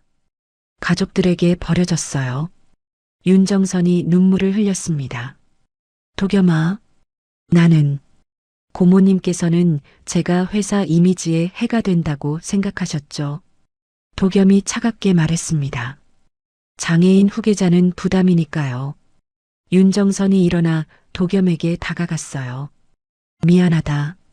정말 미안해. 도겸은 윤정선을 봤습니다. 용서는 하겠습니다. 하지만 가족이라고 생각하지 않겠습니다. 그때 회의실 문이 다시 열렸어요. 검찰 수사관 셋이 들어왔습니다. 검은색 정장을 입고 있었어요. 앞장선 수사관이 배지를 꺼냈습니다. 금색 배지가 불빛에 반짝였어요. 서명재를 향해 걸어갔습니다. 구두 소리가 바닥에 울렸어요. 딱, 딱, 딱. 수사관이 서명재 앞에 섰습니다. 서명재 씨, 특정경제범죄 가중처벌법 위반 및 살인교사 혐의로 긴급 체포하겠습니다. 수갑을 꺼냈어요. 은색 수갑이 형광등 불빛을 반사했습니다. 서명재가 뒤로 물러섰어요. 등이 벽에 닿았습니다. 수사관이 다가갔어요. 서명재의 손목을 잡았습니다. 수갑을 채웠어요. 찰칵. 차가운 금속 소리가 났습니다. 회의실이 조용해졌어요. 누구도 말하지 않았습니다. 서명재가 도겸을 봤어요. 도겸아, 내가 널 키웠잖아. 그래서 더 용서가 안 됩니다. 도겸이 대답했습니다. 수사관들이 서명재를 끌고 나갔어요. 서명재의 발소리가 점점 멀어졌습니다. 회의실에 남은 이사들은 말이 없었어요. 모두 충격에 빠져 있었습니다. 도겸이 자리에서 일어나려 했어요. 한 이사가 박수를 쳤습니다. 짝짝짝. 다른 이사도 따라 박수를 쳤어요. 곧 회의실 전체에 박수 소리가 울렸습니다. 도겸은 고개를 숙여 인사했어요. 최도윤이 휠체어를 밀며 회의실을 나갔습니다. 복도에는 기자들이 기다리고 있었어요. 30명은 넘어 보였습니다. 카메라를 든 기자, 노트북을 펼친 기자, 플래시가 터졌어요. 번쩍, 번쩍. 카메라 셔터 소리가 요란했습니다. 마이크가 도겸 앞으로 쏟아졌어요. 5개, 10개. 질문이 동시에 터져 나왔습니다. 도겸은 멈춰 섰어요. 기자들이 더 가까이 몰려들었습니다. 도겸은 심호흡을 했어요.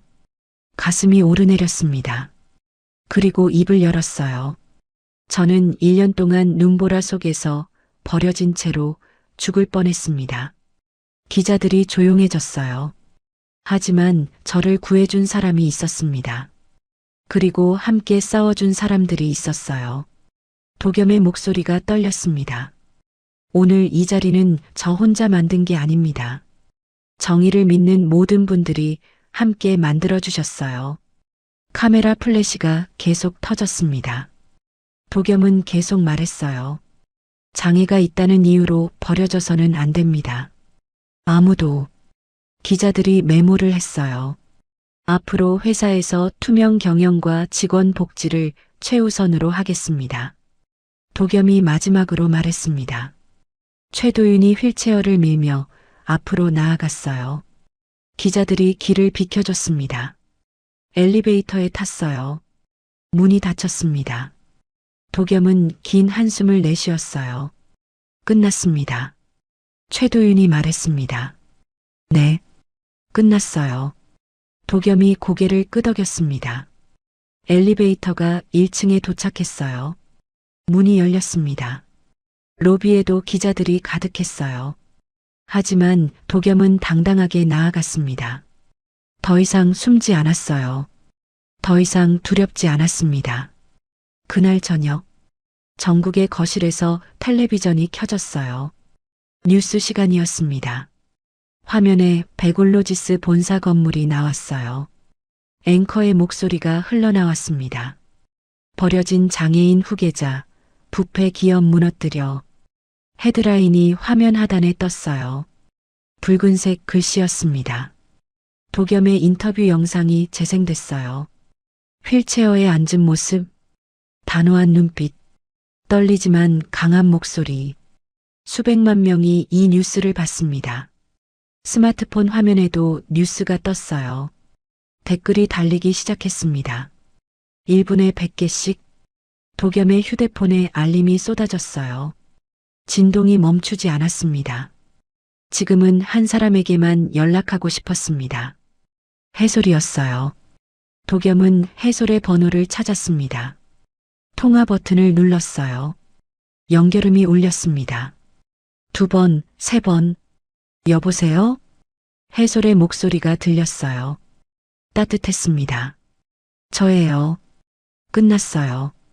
도겸의 목소리가 떨렸어요. 뉴스 봤어요. 정말 잘하셨어요. 해솔 씨가 없었으면 불가능했어요. 당신이 해낸 거예요. 둘은 잠시 말없이 있었어요. 전화기 너머로 서로의 숨소리만 들렸습니다. 도겸은 창밖을 봤어요. 별이 보였습니다. 오랜만에 보는 별이었어요. 내일 뵐 수 있을까요? 도겸이 물었습니다. 언제든지 오세요. 기다릴게요. 해솔이 대답했어요. 도겸은 미소 지었습니다. 1년 만에 처음으로 진짜 웃음이 나왔어요. 3개월이 지났습니다. 베골로지스 지방 물류센터. 아침 9시였어요. 창고 앞 광장에 직원들이 모여 있었습니다. 100명쯤 됐어요. 임시 단상이 세워져 있었습니다. 검은색 승합차가 도착했어요.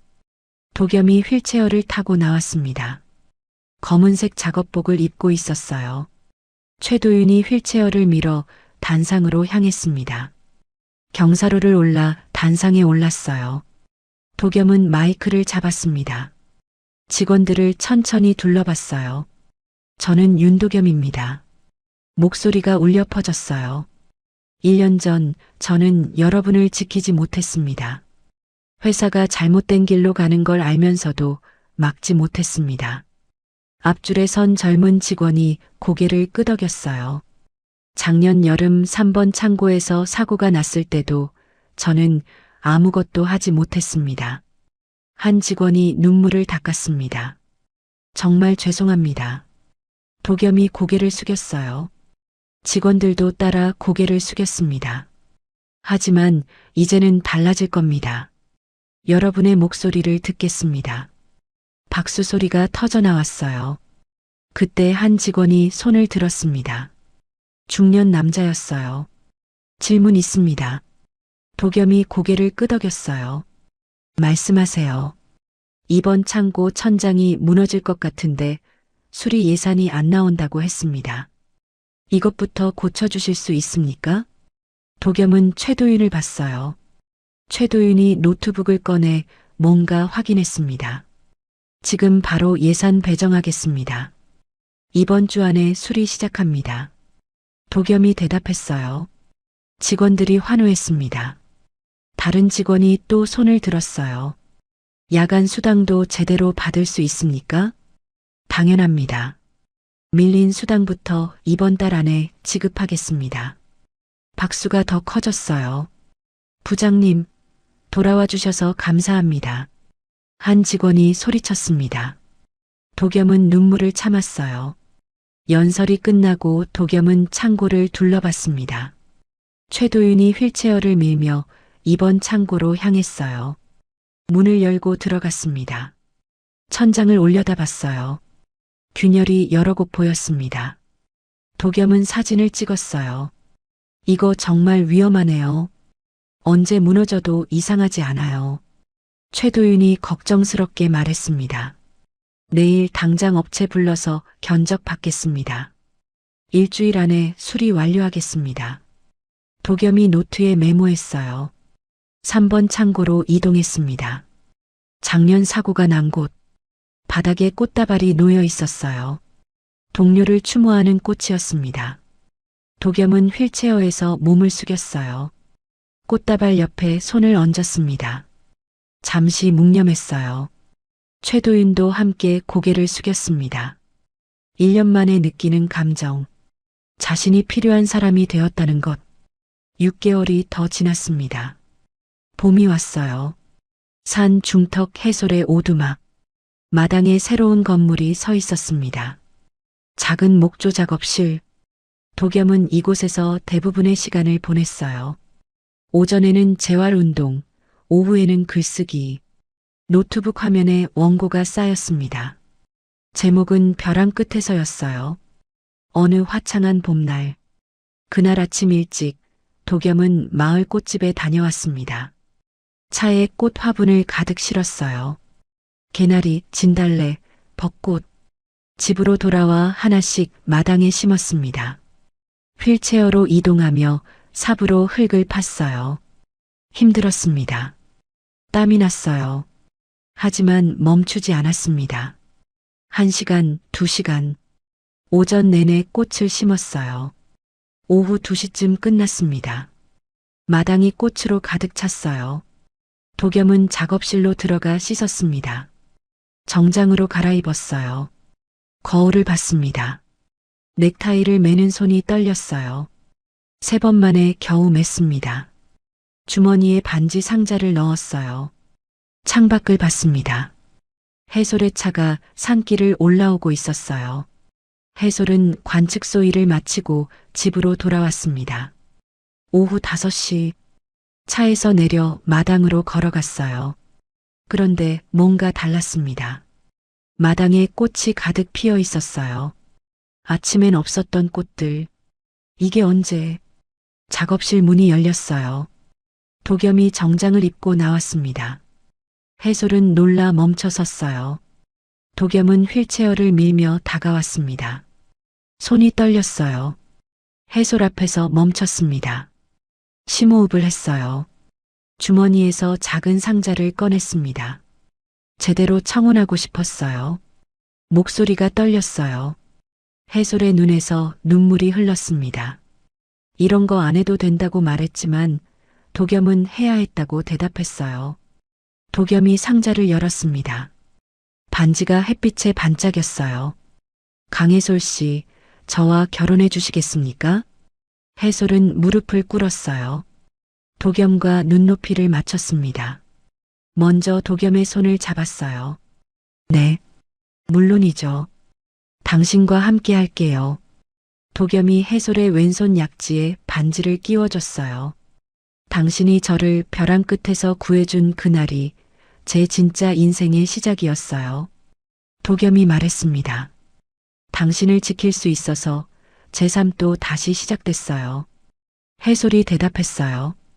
둘은 서로를 껴안았습니다. 석 달이 더 지났습니다. 여름이 시작되는 날, 오두막 마당에서 결혼식이 열렸어요. 하객 30명이 의자에 앉아 있었습니다. 하얀 천으로 만든 단상 앞에 도겸과 해솔이 섰어요. 마을 이장님이 주례를 받습니다. 두 사람의 사랑은 기적입니다. 죽음의 벼랑에서 시작된 사랑, 그보다 더 강한 사랑은 없습니다. 박수가 터져 나왔어요. 이제 서약을 하겠습니다.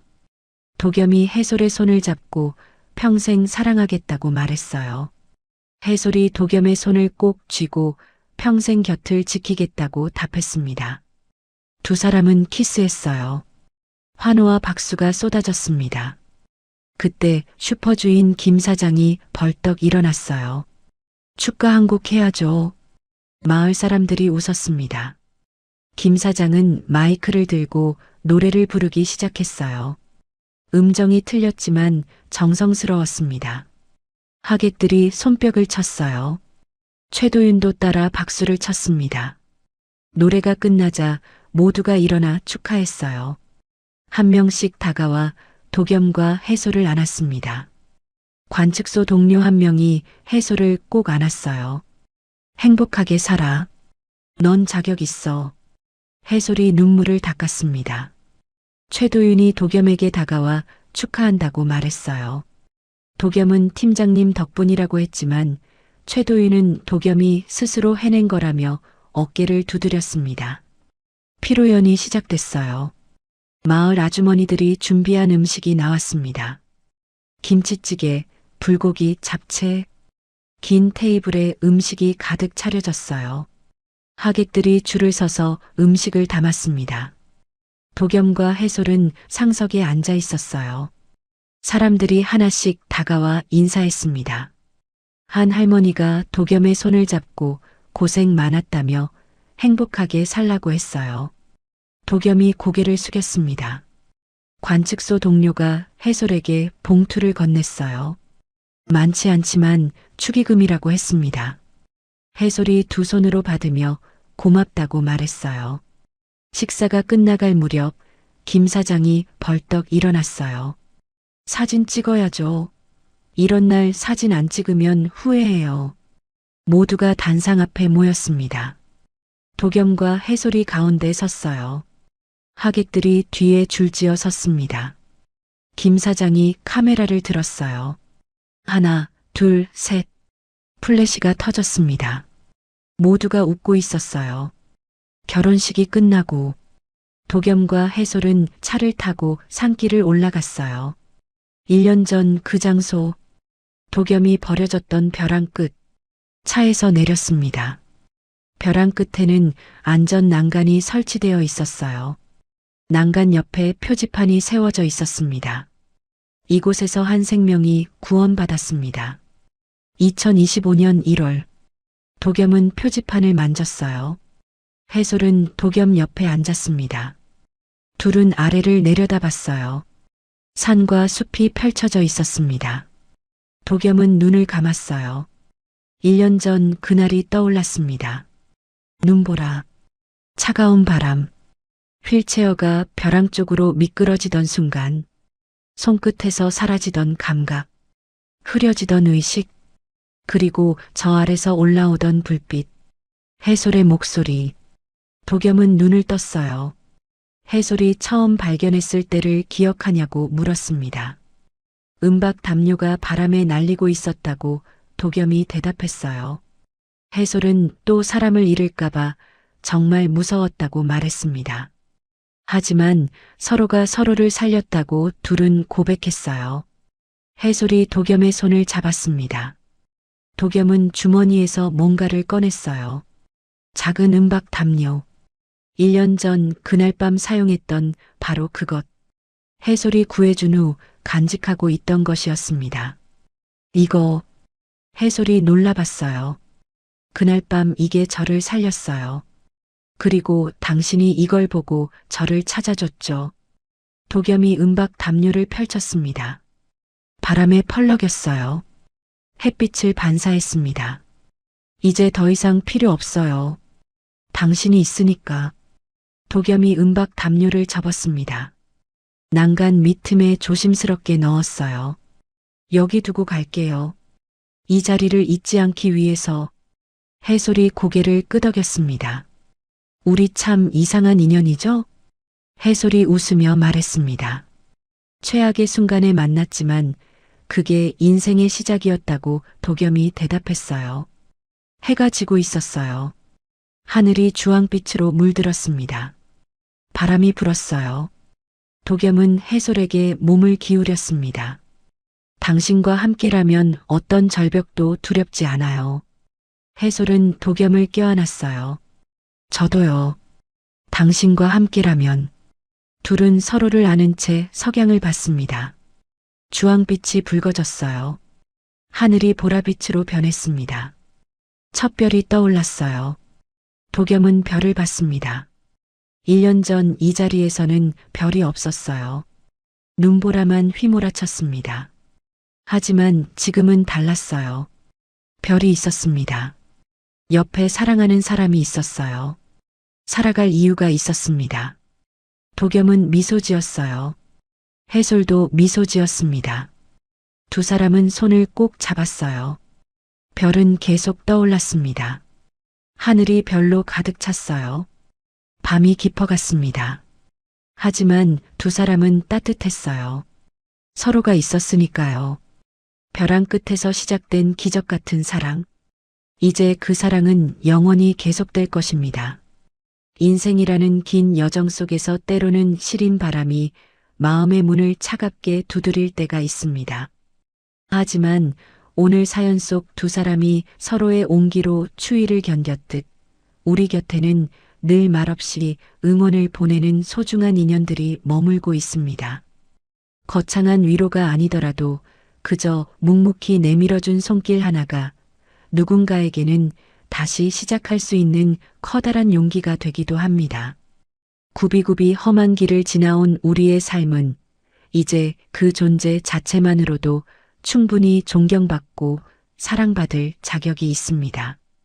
모진 겨울을 이겨낸 나무가 가장 단단한 꽃을 피우듯 여러분의 마음속에도 머지않아 포근한 봄날의 햇살이 가득 차오를 것입니다. 지금껏 참 잘 살아오셨고 참으로 애쓰셨다는 그 평범한 진심을 오늘 밤 꼭 전해드리고 싶습니다. 내일은 오늘보다 조금 더 평온하고 어제보다 조금 더 많이 웃을 수 있는 편안한 날이 되시길 기원합니다. 당신의 삶은 여전히 눈부시게 아름다우며 당신이 곁에 있기에 세상은 조금 더 따뜻해지고 있습니다. 오늘의 사연 어떠셨나요? 사연의 주인공에게 따뜻한 응원의 한마디를 댓글로 남겨주세요. 그 손끝에 큰 복이 함께 하시길 기원합니다. 구독과 좋아요로 저희 채널을 응원해주세요. 감사합니다.